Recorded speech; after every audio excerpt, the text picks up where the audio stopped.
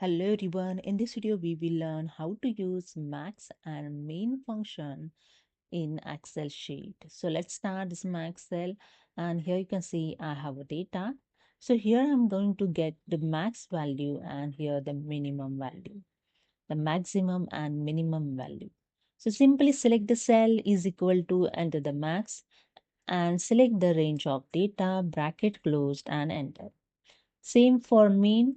The minimum value simply select is equal to mean and here select the range of data, bracket closed and enter. The second way I remove is simply select the cell, go to the home tab. In editing group have a function icon. Just click on this and select the max and here you see the data is automatically selected with the max function. So 92 is a maximum value in this data. Okay, so I just highlight this value. And for mean, same as home tab, editing, click on the function icon and click on the mean. Just enter and that's it. The mean, the minimum value in this data is 55. Okay. And the third way I remove this, again I select the data, go to the formulas tab and click on the insert function. In insert function dialog box, search for a function. You just enter here the function and click on the go. Here you can see the max function is search.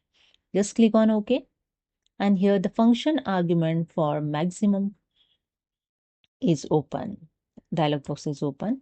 The first number, just click on this arrow and select the range of data. Here the range also selected and just click on OK. That's it. Okay. Same for min. Insert function. You can search here the min and click on the go.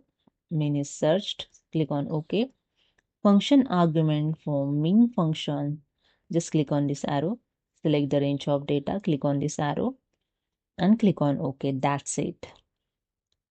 So this is the way you can get the max and min value in this Excel sheet. So hope you understood. If you like this video, please subscribe. Thank you so much.